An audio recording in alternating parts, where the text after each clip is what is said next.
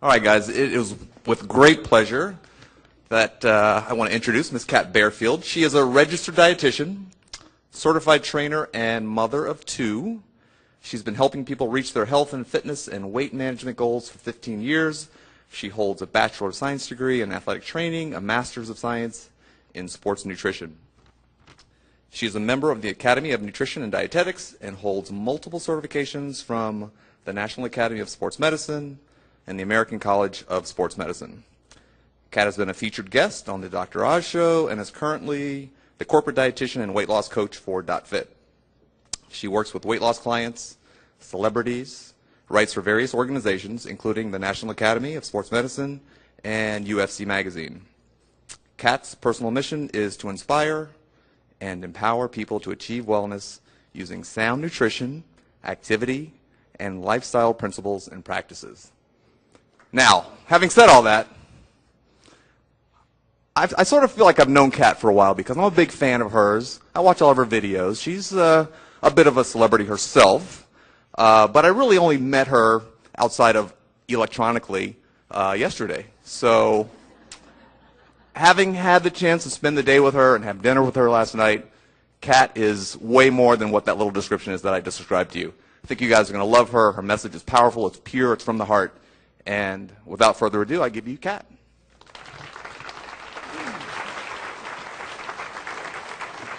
Thank you, dear. Okay, I don't think I need two microphones, do I? All right. Do I turn it off? I'll turn it off. Okay, thank you. Turn me off, but not all the way. Okay, thank you, everyone. This is so exciting. I have been in multiple places all over the country, and this kind of feels like family. Do you guys feel the same way? It's like family here. I feel like I fit right in. So I want to commend everyone here, particularly Rod and Risa that's created this wonderful community, because the research does show that when you have community and support, that you're going to succeed, that you're bound to succeed, especially when you have proven tools and solutions. So I've got a little presentation for you. I'm only going to talk for 2 hours. Just kidding. A little presentation, and then we've got some exciting offers to hopefully change your life, literally, for the better, that you can get involved with right away. So is my clicker on? Yay! The topic that I'm going to talk about is 21st century fitness and weight control. You'll be happy to know that I'm not going to lecture you about what you should be eating. I'm going to argue that most of you know that you're supposed to be eating the apple and not the apple pie, correct? Right? That a Krispy Kreme donut is probably not the most nutritious thing that you can pick in the morning, agreed? But we still do it, don't we? Okay, myself included. I pick one up every now and then. Okay, so let's talk about modern topics. How do we actually implement solutions, right? How do I get it done? I know I should be doing it, but how do I do it? And that's what I would like to address more tonight, and I hope that agrees with you. Let's start by taking a look at the state of our nation from an obesity perspective, and all you have to do is watch the map change colors. Okay, we're tracking the rates of obesity in our nation. Starting in 1985, there was very little data that was available in our country. So you'll see that by the, I have a little pointer here too, yay. The white means there was no data collected. The light blue indicates 10% of individuals in those states are obese. And then the darker blue indicates that 10 to 14 of individuals in these states were obese. Starting in 1985, watch the map and the colors change. 1986, 87, 88, 89, then there's 90, 91, 92, we have a new color there, 93, 94, 95, no white states, 96, 97, we got a new color there. What do we have? Some 1 out of 5 individuals are obese in these states. 98, 99, 2000, 2001, we have Mississippi now that has the highest prevalence of obesity. 2002, 2003, 2004, 2005, 2006, 2007. I count well, don't I? 2008, 2009, and 2010. And that isn't, because you can see there's no blue states, and I don't mean Democratic states. I mean that, we now have many states that 1 out of 3 individuals are obese. Is that shocking to you? Isn't that amazing? But think about the history of human beings, of Homo sapiens, of our species. And the U.S. Open golf tournament, how many of you watch golf? The U.S. Tiger played well today, by the way, but the U.S. Open golf tournament is older than the obesity epidemic. Do you know what that means? That means that obesity is fairly new. And if you relate it to the history of our species, which is thousands and thousands of years, we just started becoming overweight and obese. We just started. Now, scientists will agree that it's not a genetic shift that occurred. We didn't have some major change in our species that made us become overweight or obese. So what is it? What is it about our generation that we are experiencing this type of epidemic? Well, let's try to figure that out. So you saw the maps, right? What do you take away from those maps? Here's what I get from those maps. Weight loss doesn't happen on accident, but weight gain does. Agree? Isn't it easy to gain weight? Like, you can smell the food and gain the weight, right? Some of you will tell me. So it's really easy to gain weight, but losing it is like an uphill battle, kind of, right? And there's reasons for that. And some of them relate to many of the modern day challenges that we all face. And let's take a look at those modern day challenges. And it has to do with awareness, because I'll share something with you with the thousands of people that I've helped and interacted with. You cannot change something that you're not aware of, right? Or put another way, awareness is the first step towards change, the first critical step. Okay, and lack of awareness is a problem that we face. 1 out of 10 people know how many calories that they need to maintain their weight. Now, some of you will argue, well, I don't need to know calories. What's the big deal with calories? Did you just see the maps? Okay, if you're not in touch with your body, how many calories your body needs, how many calories you should be feeding your body, it's like trying to hit a target you can't see. How do you do that? You guess, and you saw the results of guessing for most people, okay? Most think that they eat less than they actually do, right? I see a lot of nodding heads here. You all know you fudge the numbers a little bit, especially when you go out, right? And it's human nature. We underreport, or we just want to give ourselves the benefit of the doubt, I should say. So we think we eat less than we actually do. We underestimate by 20 to 100%. Yes, yes. And there's actual research studies that show that actually gave women overweight and obese. This is actually a classic study. If you want to email me, I'll send it to you. A classic study of, they called them weight-resistant individuals. They reported eating 1,000 calories a day, okay, allowed them to, eat whatever they wanted to, and monitored their weight and all their activity. At the end of the study, what they found was these women were reporting or writing down that they were eating 1,000 calories, when in actuality they were eating 2,000. Okay, eating 2,000. And many scientists thought, and many people thought, well, they must have a slow metabolism. There must be something wrong with them. Well, their metabolism was fine. It was their perception. And you guys know this, the larger the portion sizes, the more you're going to consume. And what are portion sizes like today? Huge. They're as big as my head, right? Even bigger. Only a third correctly identify that excess calories in general are likely to cause weight gain. So again, going back to, if you don't acknowledge something, you can't change it. If you blame it on something else outside of your control, you can't change it. If you blame your mom, if you blame the carbs, if you blame the ice cream, if you blame the whatever, you're not going to change it. So you have to acknowledge that you have the power to change by your conscious choices of how much you move and how much you consume. We do have control of that. Now, I'm not saying, because I'm a woman, I'm not saying hormones don't play a role, right? Because especially around that time of the month, right, ladies? They definitely play a role, okay? They definitely do. I'm not saying that our metabolism doesn't influence how much we burn, because it does. Those are all influencing factors. But at the end of the day, who controls what goes in your mouth? If you're pointing to your neighbor, we need to talk. It's you. And who controls how much you move? So guess what? You're in control. That's a great thing. You can control your destiny when it comes to your weight and your fitness and your vitality and your health. And you're in the right place to make that happen, because we have tools that are proven. No fads, no gimmicks, just the truth, okay? Just the truth.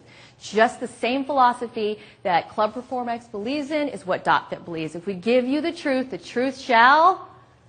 That's right. Modern day challenges even more. Most people overestimate their exercise. Who does that? Who goes, I worked really hard today. I probably burned 1,000 calories, right? Probably not in most cases. We compensate when we work extra hard by doing what? We give ourselves a little more to eat, right? And what else do we do?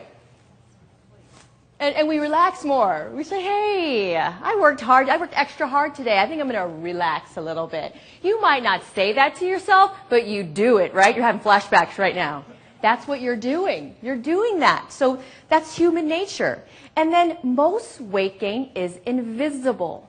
It's invisible, meaning when you get down to the numbers of it, 1 to 3 pounds a year is what the average human gains. Do you know what that translates to? 1 to 3 pounds a year? If you break it down from a mathematical perspective, it is a handful of pretzels, 7 almonds, a banana, an extra piece of bread, those bites that you shouldn't have taken. You should have put the fork down, and you know it, right? That's what that is. It's not a lot. So in this day and age, we can become a nation that's the fattest we've ever been in the history of humankind by not being aware of our choices. And that's the day of age that we live in. 100 years ago, who was overweight 100 years ago? Anyone know? Rich people. That's exactly right. Only the wealthy were overweight 100 years ago. And why is that the case? Now you're going, okay, I get it. Why is that the case? Because they have people working the land, doing it for them. That's exactly right. Long gone are the days where women burn 7,000 calories a day and they can hardly keep the fat on their bodies, right? Now the opposite is true for many, many reasons. Key point here. What you don't know does hurt you. What you don't know. If you don't know your body's needs, if you don't know what you're putting in your mouth, if you don't know that you're compensating by eating more and resting more, then you're not going to change it. So what you don't know does hurt you. Take a look at this guy.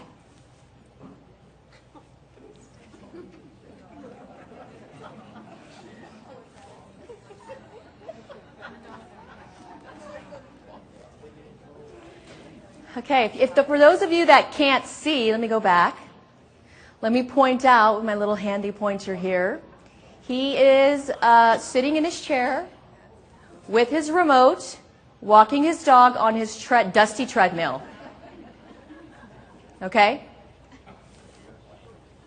I mean, that's the age we live in. Can we not operate everything with like the click of a button? Right? The click of a button operates almost everything. So, you get the point here. Most of us sit to make a living. Agreed? How many of you sit to make a living? I used to do that. I used to have to sit 8 to 9 hours a day to make a living, and I'll show you how I got out of it. Other modern day challenges. We take the path of least resistance. Who can relate to that? How many of you have got off of a long flight, right? Sitting, your bottom hurts, your back hurts, and you get up, and you go and get off the plane, and you get on those automatic walkways. What are you doing? You just sat on your bottom for like an hour, 5 hours. Why are you taking an automated walkway? You should be running around the airport a couple times, right? So we do that. We take the path of least resistance. Technology makes it easy to be busy and inactive. Think about that. We are lulled to sleep by right?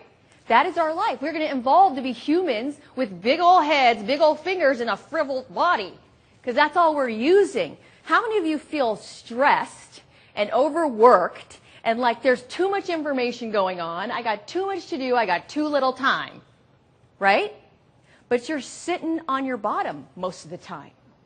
Do you ever notice that? We hurry up to sit down.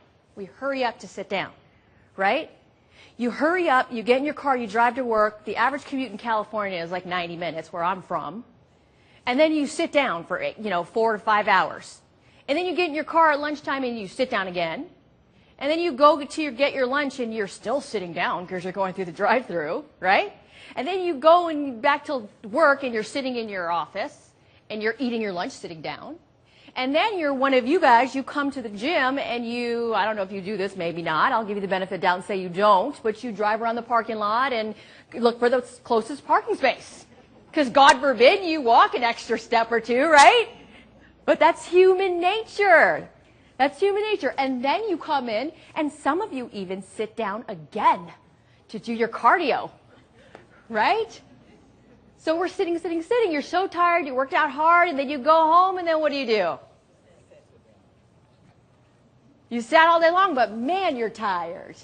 Man, you were busy. And that's the world we live in. I mean, it's sad, but it's true, right? It's sad, but it's true.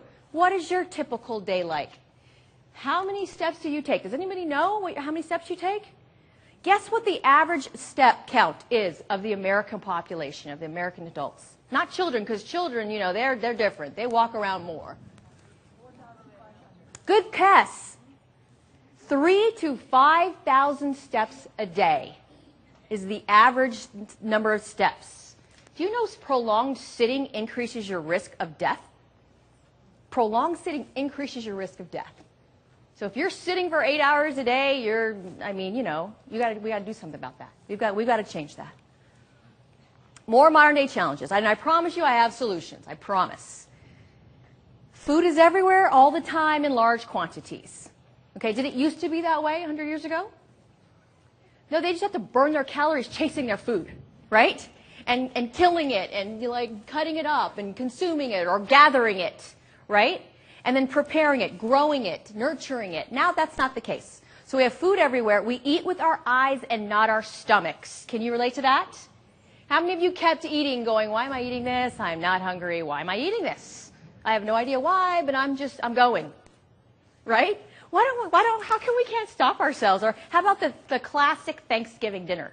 You eat your Thanksgiving dinner, and you gotta unzip the zipper, right? I mean, your pants are too tight, or you gotta loosen something because you ate too much. You sit down on the couch, you probably fall asleep. Can you relate to that? And then you get back up, let's say an hour later, and you go get yourself some more food. Why do we do that? No, do you ever stop to think why that is? It's the turkey. It's the tryptophan. No, it's not, honey. It is not the tryptophan, okay? What it is your wiring. We are programmed that way, and that was a survival mechanism. We had to be programmed that way.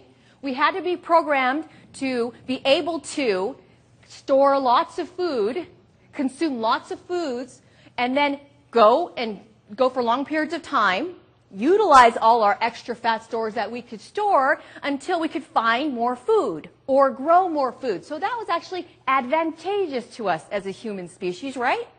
Now is it? Probably not. It's probably not advantageous for us. But there's things we can do if we are aware, if we pay attention to those signals, if we know the influencing factors that push us in the direction of weight gain, then we can do something about it. Okay, more modern day challenges. Now, what about exercise? You are all exercisers, right? You come here on a regular basis. The weather here is freaky, by the way, I have to tell you. I have to tell you.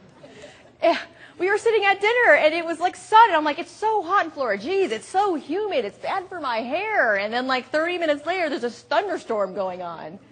But it's awesome. I love it. I love change. Okay, now what about exercise? Do you think it is enough to lose weight, to reach your weight control goals? You're all shaking your head. Okay, very smart individuals. And some of you are sitting there hoping that it is. I don't want to change my eating, right? Okay, so let's talk about that. And I always like to go back to the evidence, the research, to figure out what the answers are. We go by research and experience, and we combine the two to come up with the answer. And if you look at this classic study, what it shows is different ways of losing weight. You have a control group that was just in the study. They participated as the control. They did nothing different in their lives. They just got measured or weighed before and after. So that thunder's not bothering you at all, is it? It's not. It's no big deal, right? We're okay? We're not going to okay. Okay. Just check. It only hits pointers. Okay, it only hits pointers. It's going to zap me. All right, diet. Let's talk about, so we have control. They just were in the study. Diet, meaning that they reduced their calories. Then we have a group that exercised only 5 days a week, 30 minutes. Everybody does that in here, right? They exercise 5 days a week, at least 30 minutes, the minimum requirements to get some health benefits. It's more, actually, if you want to lose weight. Diet and exercise, meaning they combine the two. Okay, so take a look. What you're looking at here, let me help you. If you're looking at it funny. It's weight change, so in kilograms, how much they lost over time, over a 6-month period. Okay? The control group lost about a kilogram, right? 2.2 pounds in a kilogram. So they lost a couple pounds just by being in the study. Maybe they figured, hey, I'm going to get measured at the end of this. I should probably watch what I'm doing. Maybe, maybe not. Lost a couple pounds. You sure we're okay? You're positive. Okay. And then we have exercise. The people who exercise 30 minutes, 5 days a week. Do you see how much they lost? Can someone interpret it line for me? How many kilograms is that? A little less than 2. So how many pounds are we looking at over 6 months? About 3 pounds a month. 3 pounds in 6 months. Half a pound a month. Okay? And now, how many of you would like to get faster results than a half a pound a month? Okay, so we know. Now, the people who actually reduce their calories only, look at the big jump. You go from a couple kilograms all the way down to, let's say 9 kilograms by reducing calories. Okay, but we know that the best way to lose weight and to be fit is not to just reduce calories, right? Because you know that you're going to lose your muscle, you're not going to get the benefits of strength and flexibility and core strength to support your back as you get older. So you have to exercise. So we're just going to just ignore that. Okay, but the people who did both, they combined diet, that is they reduced calories, and they exercised, they lost the most weight. They lost 7 times more weight, and they got the benefits of regular physical activity. So everybody knows what the answer is. What's the best method of weight loss? That's right. Okay, good. 7 times more. You can't out-exercise poor nutrition. You just can't do it. So if you're stuck, if you're someone who is stuck, you've been at the same place for a long time, or you keep losing that same darn 5, 8, 10 pounds, and you're motivated, something's in you that's saying it's time for me to make that change, then let's do it. Let's figure this out and get this done, because you can't out-exercise poor nutrition. You just can't. So what comes to mind when you hear the word diet? Because most of you probably done this, right? So I've heard some wisecracks over there. Thank you very much. Deprivation, right? What else? Starvation. Okay, I mean, could it be something like this? You can relate to that. I can tell. You can relate to that's exactly how I feel. Someone said in one of my last presentations, it's die with a T at the end. That's what it is, the word diet, right? And I'm like, good point. But that's what it is. So, any of you excited to go on a diet? I know I'm not. And I'm a dietitian. How's that? So,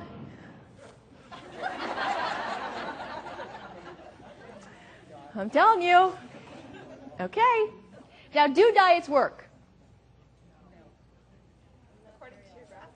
Okay, according to the graph, it works. Some do. Good. How about from experience? Do diets work? From experience. Okay, hands are up. A little, disagreement here? Well, let's figure this out. Let me look back at the research, right? Let's go back to the research. How do we answer these questions? Research and experience. Yes, they do work. As long as you stick to them. As long as you stick to them, they work. Okay. For a little while, I said 5 to 15% actually.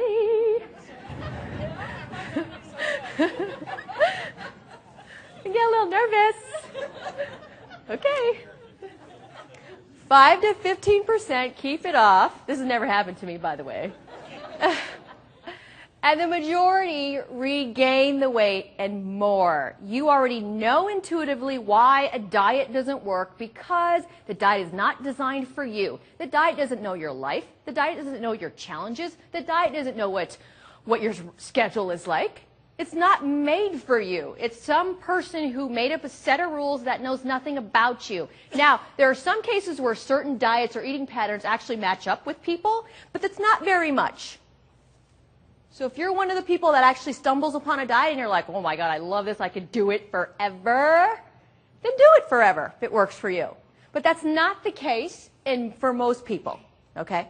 And I have a little example for you right here. I think she's actually figured it out. For those of you who can't see, that's Kirstie Alley.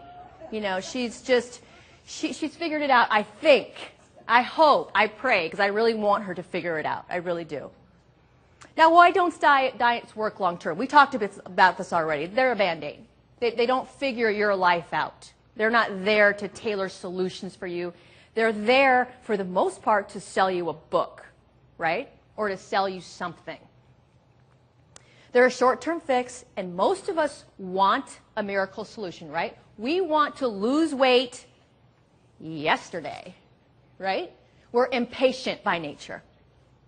Now, what should you eat to lose weight? That's probably crossing your mind. Well, if diets don't work, then what the heck am I supposed to do, right? What the heck am I supposed to do? Going back to what the science shows, let's take a look at the longest and most comprehensive study on weight loss. It's a 2-year study.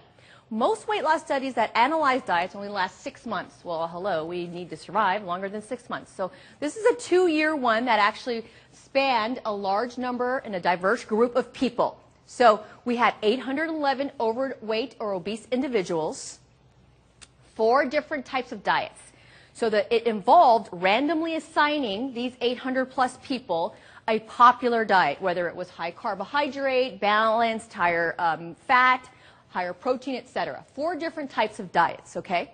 And they had similarities between the diets. Here were the similarities. They all got assessed the number of calories that their individual bodies burn. They got assessed in the lab. And they were all told to eat 700 calories below what their burn was, 750. They also had the requirements for fiber, okay, and the requirements for being heart healthy. So they didn't exceed the recommendations for saturated fat or for cholesterol. So they're all heart healthy. All very well-designed diets, but just different. Okay, so lasted 2 years, and here's what they found. Can anyone take a guess? No change after 2 years? Okay, all the same maybe. All right, well, let's take a look. Reducing calories, regardless of the type of diet, results in weight loss. So the benefits were equal. It didn't matter which one you followed. It was whether you could stick to it or not. Okay? Reducing calories regardless. So those of you who have questions for me, because I get this all the time, what about the eat only at 2:30 p.m. diet? What about that? What about the blueberry diet? What about the whatever diet is that you think of? If you can see yourself doing that diet the rest of your life, give it a shot. Okay? But otherwise, if it's not like, you guys have common sense, right? You just want to believe it, but you have common sense. You know you can't eat grapefruit forever. You know you can't do that. You know, it's not good. It's not sustainable. So, that's my answer to the different types of diets. Now, some are better than others. Some always have pros and cons. Always have pros and cons. If you can do it, if you can eat the right calories, if it's pretty well balanced, look at the fiber. I'll give you the numbers. Make sure it doesn't have a lot of saturated fat. Then give it a try. Anybody remember this person? Supersize Me? Okay. Okay, the premise of Supersize Me was very interesting. It had a very interesting impact on the psyche of people and how they viewed McDonald's and different things. It was controversial. Guess what? That was on purpose. He ate 5,000 calories per day. Okay, the average man needs about 2,200. You need less as you get older, unless you're weight training here at Club Perform X. And for 30 days, he ate twice as many calories that his body needed, and he did not exercise. So, is it rocket science that he gained weight? Is it rocket science that his cholesterol just went through the roof and he started having heart problems and he started having breathing issues and sleep issues? Is that rocket science? Okay, it's not. We all knew that was going to happen. And it made a lot of news, and this guy made some money, right? Is that the truth of it? What about this? Anybody remember her? You have no idea who this person is, right? This person did the same exact thing that the other did. Ate only McDonald's, except she said, I'm going to prove that it's not the McDonald's.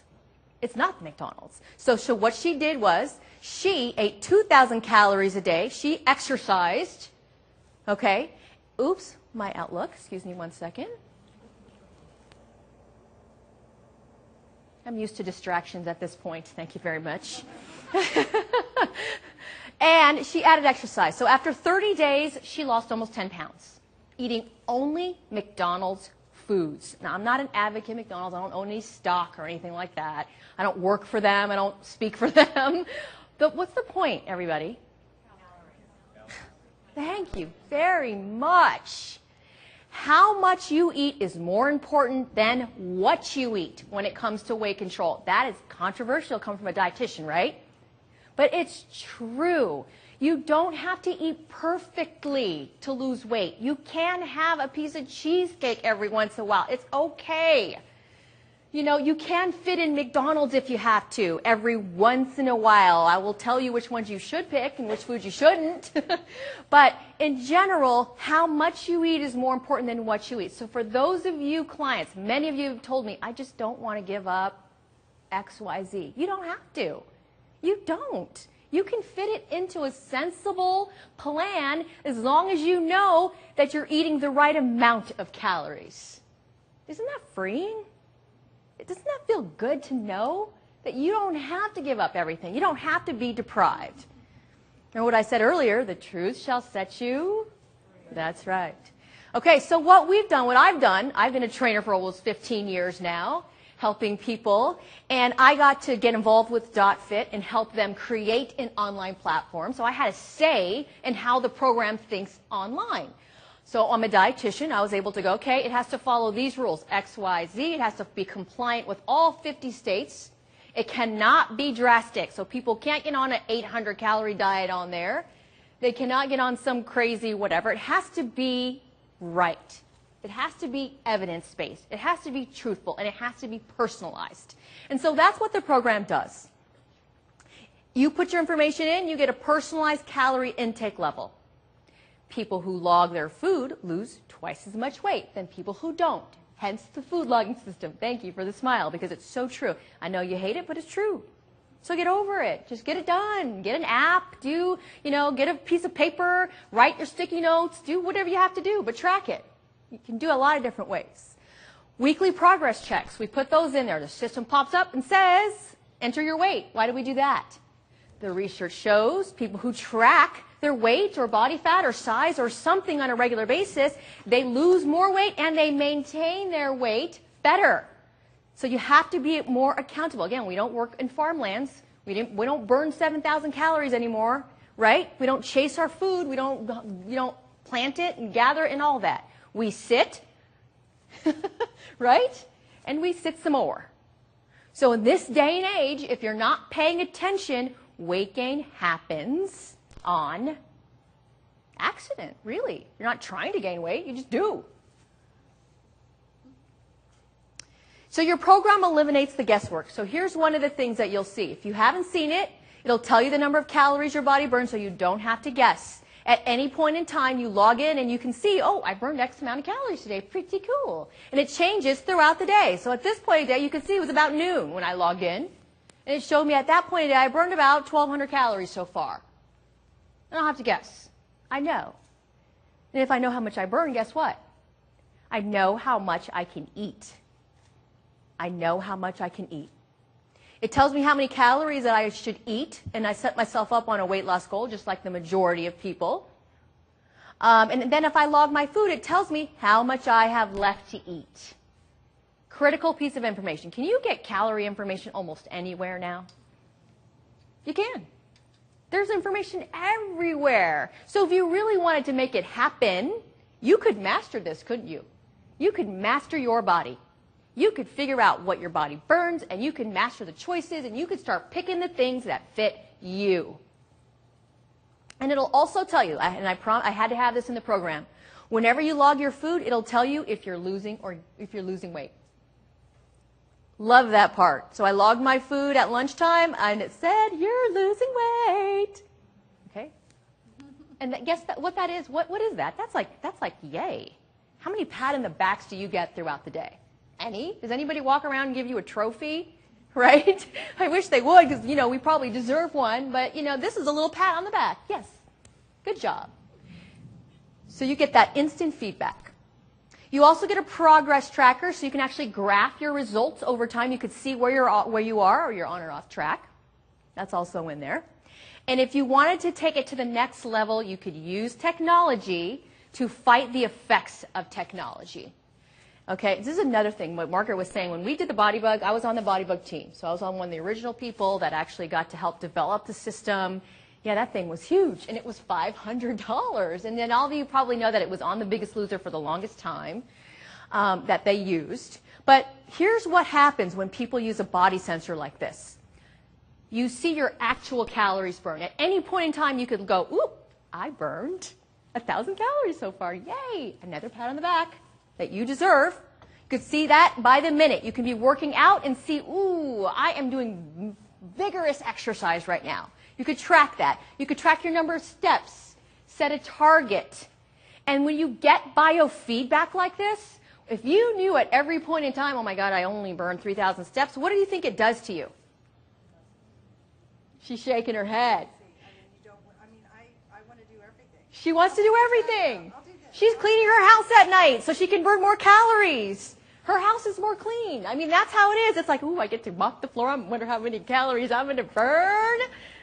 It's crazy, but it's true. It puts this different perspective on things. And when you hit your step target at the end of the day, you're like, oh, I'm only at 8,000. I better do something. I better move around. It motivates you to move more. This is the day and age we live in, people.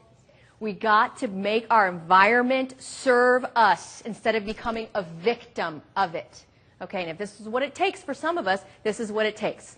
Even sleep, you guys. Sleep efficiency. Sleep duration. That's thunder, people. You don't hear it, do you? Okay. So people lose 2 to 3 times more weight when they actually use a device like this, along with coaching. Okay? 2 to 3 times more weight. That's what the research shows. And actually, my research was on pedometers. When I went to get my master's thesis, do my master's thesis, I did it on pedometer research. So for those of you, let's say you can't afford this at this point, you need some more time to save money up for it, you want something now, even a pedometer will get you to move more. You'll probably walk an extra mile wearing a pedometer. But 2 to 3 times more weight loss if you've got something like this. How does it work? Okay, real quick. It's got 4 different sensors on it. It has an accelerometer, which is essentially a motion sensor. It actually has skin temperature, so it can tell your temperature.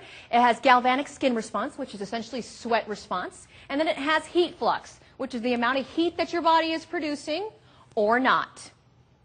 Okay? And then you get to see how active you really are or not. Okay? Pretty accurate. 90% for free living activities, 95% for physical activity, and I said that already.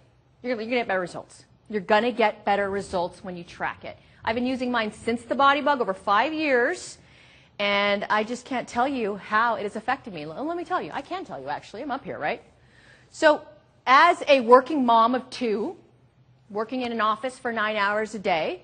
When I put this on, I found out that I was burning about 1,800 calories a day. I'm someone who goes to the gym, work out at least 30 minutes to an hour a day, right? And I would burn 1,834. And you can see, do you guys see the data? Do you see my spikes? Little spike in activity, sit, maybe go up to the bathroom, sit, maybe stretch, go home, walk to my car, maybe cook dinner, you know, those things. You can see all those spikes. 1,834 calories. Now, 1,300 calories is like a fast food meal, people. It's not that much. The average woman, 1,800 calories is what they burn. And if you are an older woman over 50, it's probably closer to 1,600. Now, what I did was, I looked at the research and I said, how could I burn more calories? And read all these studies, because that's what we do at DotFit. And what I found was something called NEAT, non-exercise activity thermogenesis. If you incorporate movement throughout the day into your routine, you can burn more calories. Well, how can I do that? How could I do this? I actually put my computer on top of a box. I started typing on my computer. When my girlfriends would call, or during all my conference calls, I would walk and pace instead of sit. I would be the one parking on the other side of the street and then walking across the street to the gym, right? I would be the ones during practice for my kids' basketball. I would be the ones pacing the sidelines instead of sitting. Everyone else was bringing their chairs in.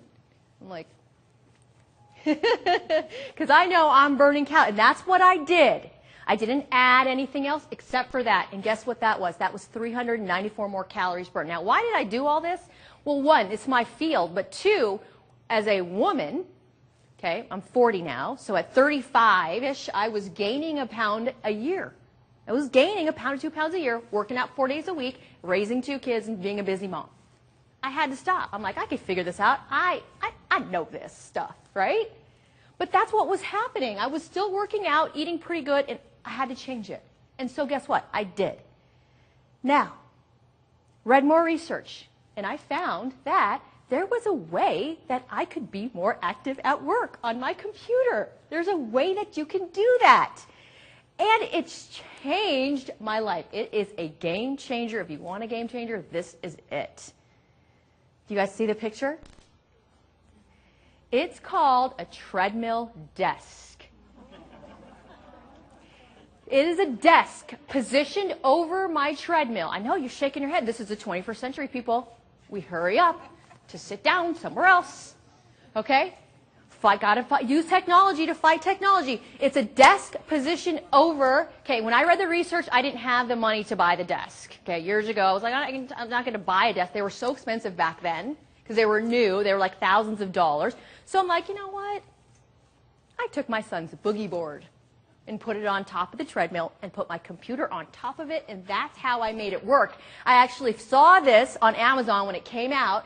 I liked the Facebook page for this company, and guess what? I won it. I won it. Is that not like karma, destiny? I won the darn thing. And they shipped it to my house. I put it together, and I've been using it to this day. Okay, now you think to yourself, that's ridiculous. How am I going to do that? It is not practical. You don't have to do this. Do you get the spirit of what I'm saying? Okay, do you get the spirit of what I'm saying? You find ways to make it fit your lifestyle. My BFF, best friend forever, she got these portable pedals for $25 on Amazon, and she pedals while she watches her favorite TV show at night. And guess what? She burns an extra 70 calories, and you're like, 70 calories, whatever. 70 calories is nothing. 70 calories at the end of the year is 7 pounds, people. Okay, walking or pacing. Let's say you did this. You say you do what I do. You don't need a desk. Let's say you don't need it for whatever reason. Let's just say you position a TV in front of your treadmill and you walk at a slow pace. I walk at 1.5 miles per hour, the natural human walking speed. I'm not sweating. I can walk in my heels. It's like this. That's how fast I walk. All day as I type. Okay? I don't sweat. And so guess what? I started doing that. I lost 10 pounds over the last few years. And what do most people do? Most people gain. Most people gain.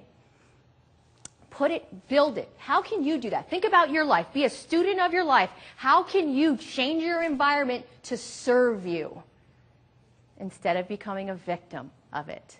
Crazy, but necessary, right? Crazy, but necessary. And this is the difference. This is the difference. 689 more calories burned with my treadmill desk. You know what that is, people? That's like 2 martinis. Right? That's like, okay, I could have an extra cocktail. That's big time right there. And I really shouldn't have 2. You only should have 1, guys, really. 1 is what you should have. Key points here. You got to know your enemy. It is the environment. It's the people who want you to buy their food and eat a lot of it, and it's sitting. It's the chair. Consider the chair a death sentence, because that's what it is. There's no position of the human body that's more stressful on the spine than sitting, other than sitting and being rotated. Okay? That's why it hurts right now. Do all your hurt? Okay, stand up. Stand up. Stand up. Oh, doesn't that feel good? That feels so much better. Then why do you do that all day long? You shouldn't do that all day long. Okay, now guess what? You are standing right now, right? When you sit, you burn 5 calories more per hour than if you were just laying in bed asleep. When you stand, you burn 3 times more. You burn 15 calories more per hour.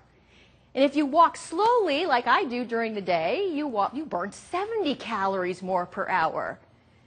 So it's the little things. Remember, the human weight gain, the average is 1 to 3 pounds.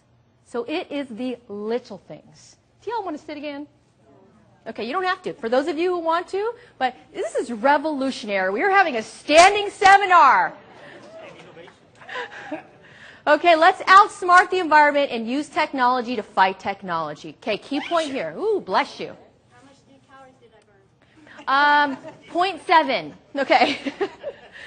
A calorie burned cancels a calorie consumed regardless of how you do it. Regardless of how you do it. So if you can burn an extra one, do it.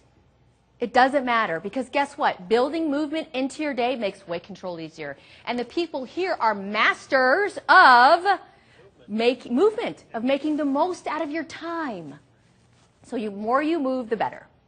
Okay, other modern day challenges.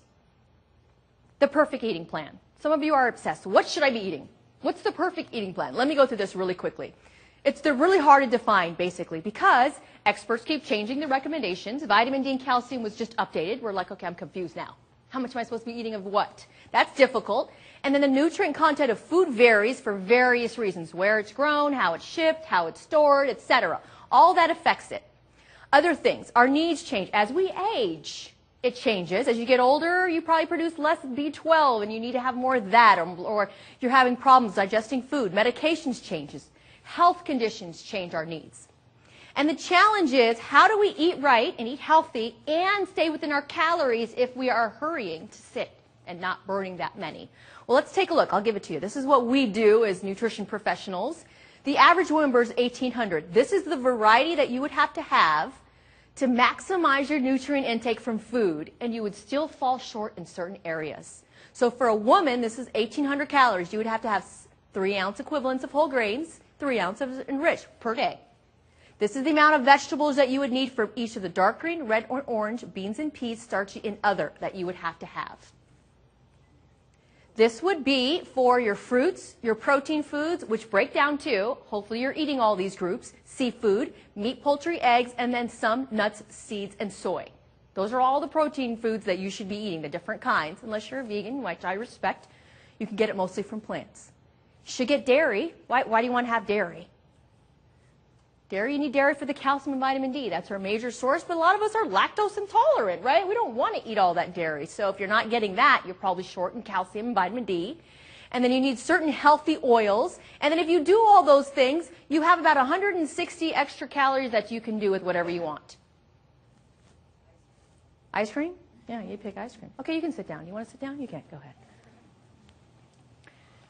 Or you can stand. Gravitate towards the back. Okay, so how many of you do what my 2 tables just showed? It's a little challenging, right? Well, when you look at the actual intake in the country, what you'll find is that a third of people eat 2 or more fruits and vegetables per day, right? Not that many.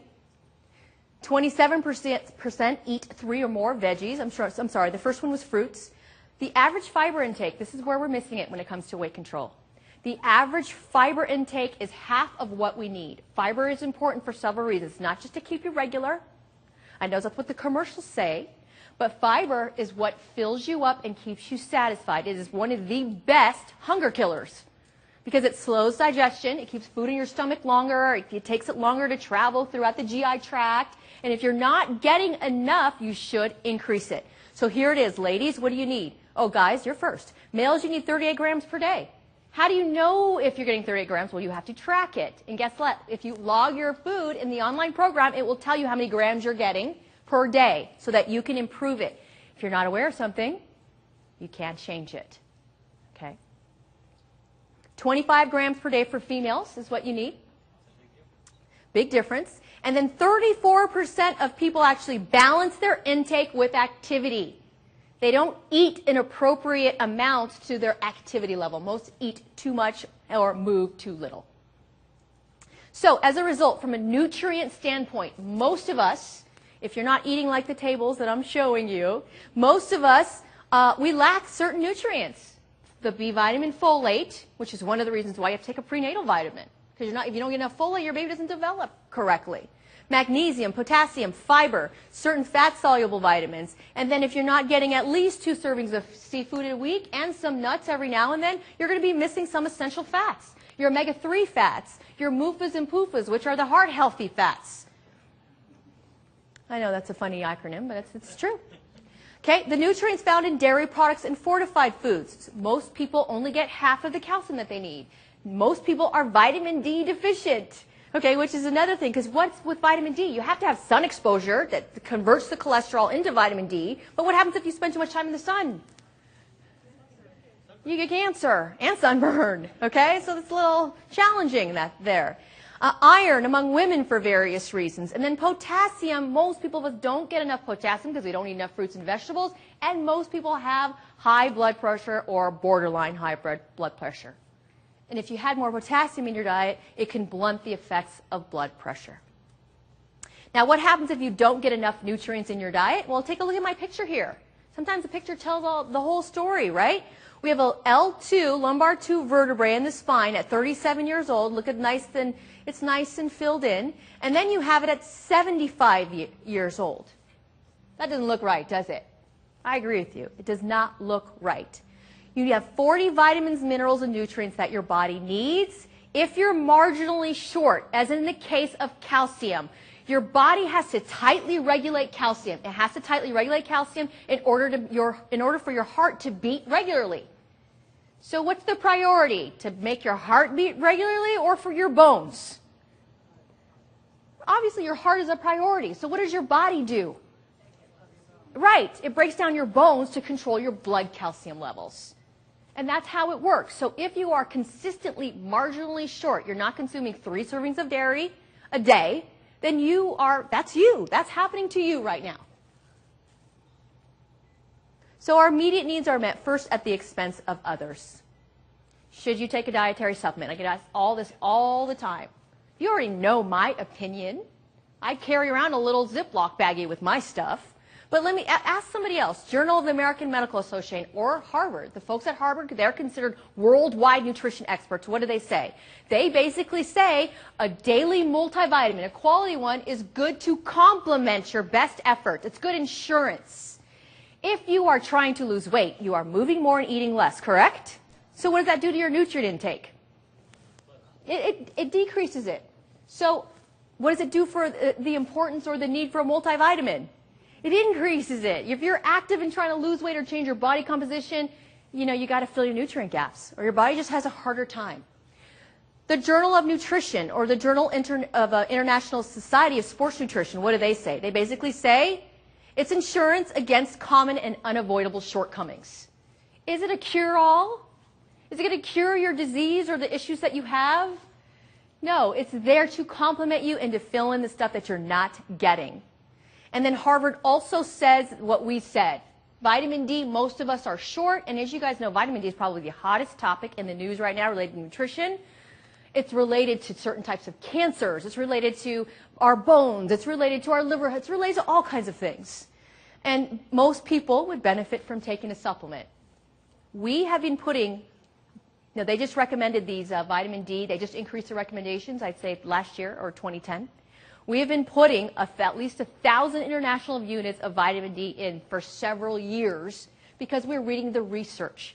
So our multivitamin was ahead of the time based on the research. So if you take one of ours, you don't need an extra vitamin D supplement unless your doctor decides that you need a therapeutic dose and they give you thousands and thousands of international units. Okay, but it's good to know I don't have to take another vitamin D supplement. It's in my multivitamin. Now you shouldn't put calcium in your multivitamin because then it would be a horse pill. I mean, calcium is separate. You should take it separately. You should take it with food because food enhances the viability. You should only take 500 milligrams at a time because your body can't absorb more than that. Okay? And the calcium should contain vitamin D and magnesium. You should never take calcium-only supplements. Okay? Those actually can be detrimental. Now, if you listen to Dr. Oz, he lists 5 supplements everyone should take. A baby aspirin, he said, does that for heart health. He says the same thing that you will see in your program that's customized if you do it. Vitamin D, multivitamin, calcium, and omega-3 fish oils. Omega-3s are widely known, not wildly, for cardiovascular and heart health. Okay, so I take those religiously. How to fill your nutrient gaps? We did it for you. Now, it never made sense to me. Should I go into a store and just pick things off of the shelf? I mean, I go in there as a dietitian and I'm like, do you guys do that? There's so much stuff there. There's so much stuff. So what we did at Apex, and people at Apex and DotFit are all like me. We are nutrition geeks. We love fitness. We love the research. And so we made the program come up with a recommendation. So if you put your age, your gender, your activity level, your goal, all these things, we will tell you which vitamin suits you the most based on what the research shows. So if you're over 50, then you're going to get the over 50 one. If you're active, you get an active. If you're a woman and you're breastfeeding, you're going to get the woman's one. If you're a kid, you're going to get the kids one. Okay? And it also takes into account your medical history. So if you're someone who's looking to push the envelope a little bit, let's say you want to, lose weight and you want to take something extra, well, you know what? You should take into account your medical history. You should find out if certain supplements will be contraindicated for you. And so you put your medical history into our program, and we'll give you the recommendation. So if you've got high blood pressure or heart condition, guess what? Things that are going to mess with your condition or aggravate it are never going to get recommended for you. Now, doesn't that make more sense than just going, right? Makes a lot more sense.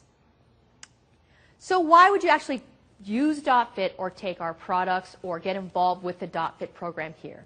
I love you guys are walking and watching the presentations on the treadmill. Yes! Awesome. They're burning more calories. I know some of you are jealous, right?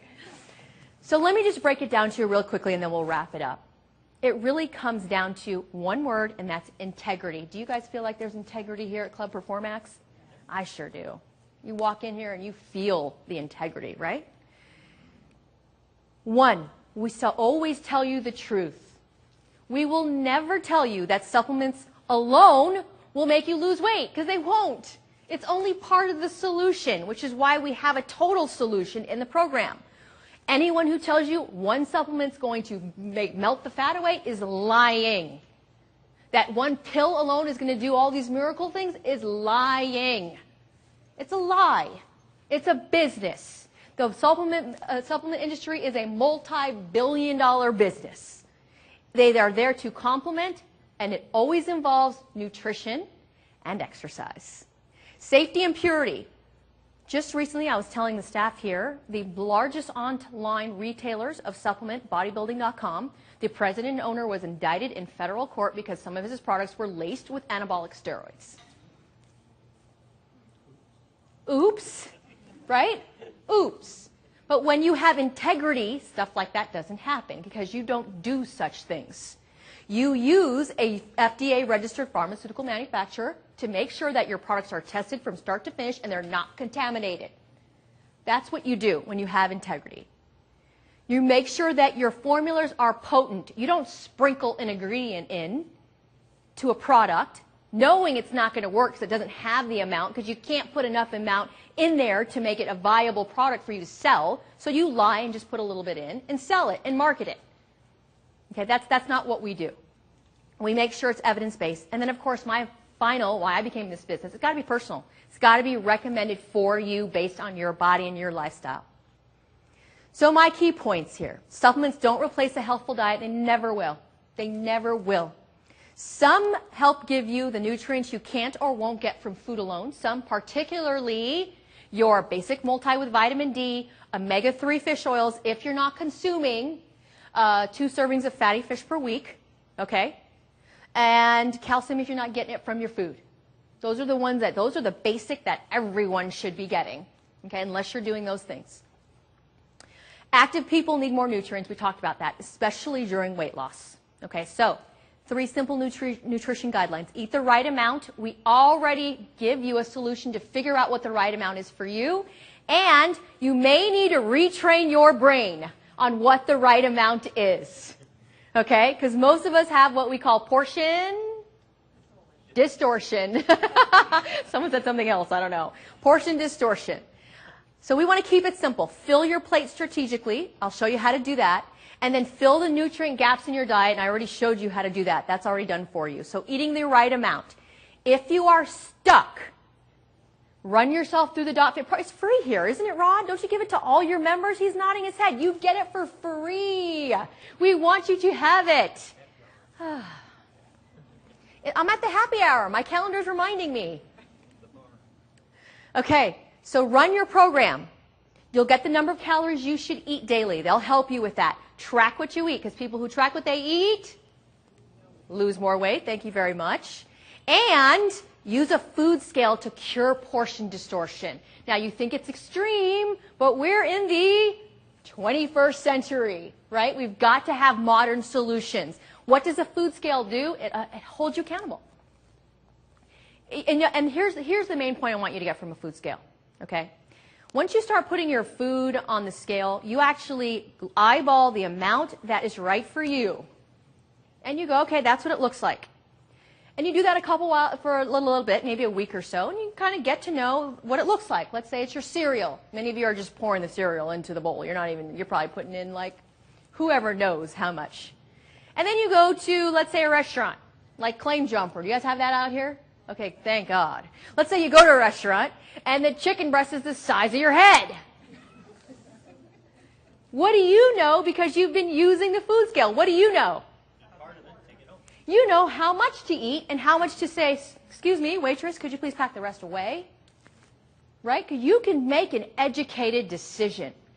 When you know something, you can change it. Okay, how to fill your plate. Here we go. How to fill your plate. I love this. It's from Harvard. I'm not a fan of the food guide pyramid. I'm just not. I just don't think it's the right strategy. But this is much more realistic. Half your plate goes to fruits and vegetables. Mostly vegetables, leafy greens, all different colors, just like the rainbow, like Dr. Stephanie said. The more colorful you can get, the better. If you're someone who eats the same things over and over and over again, you're missing certain nutrients. You have to add in. You got to mix it up. You got to try some different colors, and there's lots of colors to choose from. Okay, look, a quarter of your plate goes to your starches or whole grains. Whole grains meaning we want you to have oatmeal instead of Fruit Loops. Okay? We want you to have brown rice on more occasions than not instead of white rice. You know, you can still have the white rice. There's nothing wrong with that. I'm Asian. We live on white rice. It's okay. It's okay. Really, it is. And then healthy protein. Get most of it from seafood. It's the leanest, healthiest. And there's so much variety if you can. And then we've got other sources of protein, like beans. Beans, eat more beans. I know it sounds really weird, but there's lots of great recipes even on our website to incorporate more beans. And then, of course, you guys already know this. Do you know that you should limit the bacon intake? Shaking his head, no. Not till they make a bigger patch. Okay, all right. Well, you should eliminate it. Because foods like that are processed like bacon and salami and hot dogs have what they call nitrates in them. And you eat nitrates on a regular basis, it dramatically increases your risk for cancer. Even deli meats. Okay? Watch the deli meats. Now, what do successful losers do? I always like to go, okay, who are the people that have lost weight and kept it off, and what are they doing? And here's who they are. There are these people, about 5,000 individuals, that are tracked in the National Weight Control Registry. They've lost an average of 66 pounds and maintained it for over 5 years. That's pretty successful, right? Wow, 5 years losing over 66. Look at the range of weight loss. 30 to 300 pounds is the range. 94% moved more, 98% modified their food intake. That's what successful losers do. That's what you're going to do. So here are the practices. Enjoy what you eat. Life's too short. Enjoy it. You have to like what you eat, and there's plenty of variety that's there. Most people lower their fat intake. You know why? Because fat has twice as many calories than carbohydrates or protein. So when you eat high-fat foods, you can't eat as much of them. So lower your fat intake. Do activity that you enjoy. There's lots of variety here, right? You're not short of choices here. Hey, look at this lady. She's hula hooping. Why not hula hoop in front of the TV instead of sit there? That'll burn a ton of calories. Walking was most common. And it can be short. Did you know that? That the benefits of exercise you still get, even if it's at 10 minutes at a time. So for those of you working in an office, take your 10-minute walk in the morning and 10-minute walk in the afternoon. You're going to burn probably a ton more calories doing that over the course of a year. Eating breakfast is another best practice of successful losers. When you eat breakfast, you eat less later on. You eat less later on. The most common breakfast was cereal and fruit. That was the most common. Does it have to be complicated? No, it doesn't need to be complicated. And then measuring yourself on a regular basis. So 3/4 of these individuals, they actually weigh themselves on a weekly basis. And research shows that the more often you monitor yourself, that the more likely you are to control your weight. Because if you wear baggy clothes all the time, you have no cue to let you know that you're expanding. Is that correct? Until you go to the doctor and you go, oh. Right? So you've got to monitor yourself on a regular basis, whether it's a piece of clothing, whether it's weighing yourself, or whether it's a scale or body fat percentage. Monitor yourself on a regular basis. Tracking, we already talked about that, and then limiting TV time. Now check this out. This really floors me. The average American, they watch 28 hours of TV a week. And they could be walking on their treadmill at the same time. Now, most of these individuals who lost weight and kept it off, they watch less than 10 hours a week. Okay, now this last bullet point, those who gained weight over the study increased their TV watching time. So if you're a TV watcher, you got to do something. Get the pedals, get the treadmill, get the hula hoop, do what you got to do to make it happen. So I'm going to wrap it up with the DotFit program, our fitness intelligence technology. It's professionals delivering professional programs and professional products. From the bottom of our heart, we want you to succeed. And we want to give you every tool that we have in order to help you do exactly that. So with DotFit, you're going to get coaching, because coaching is part of it. That's part of what we do here. You're going to get tracking. You're going to get a professional supplement recommendation. You're going to get nutrition plans, 8 different menus actually in the program, and then exercise program from the experts here. So that's what you're getting. Professional recommendation based on research and experience and not hype. It's free. Did I tell you it's free? I'm not trying to sell you a book, I promise. And here are my key takeaway points for you. Know your body's numbers and keep it constantly visible, constantly paying attention. Whether you're using the body sensor or not, I like it. It might not be for you. I think it's wonderful. Maybe it's your pants that you're using to monitor yourself and your activity level. Know your numbers. Know how much you should be eating. You should know your numbers. Or if you don't know how much you eat, then you guesstimate and you gain weight on accident. Fill your plate strategically. Half for fruits and vegetables, 1/4 for whole grains, 1/4 for your lean protein. That's how every one of your plates should look. That's the goal. Now, you don't have to do that overnight, but you can shoot for that. You can shoot for it. You can make subtle changes. Eat the right amount and track it. We talked about tracking a lot. Fill your nutrient gaps in your diet. Active people need more nutrients.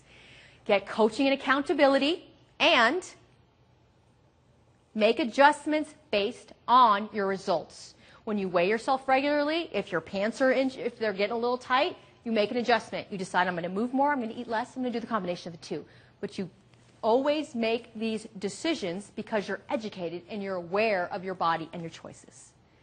And so my final point is this. When you know your body's needs,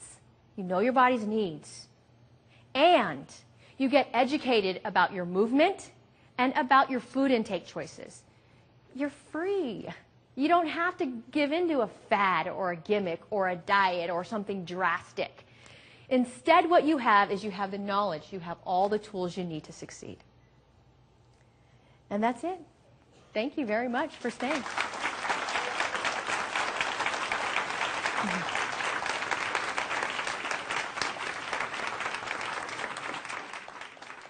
I'd love for you to connect with me. You turned me off already? You turned me off already?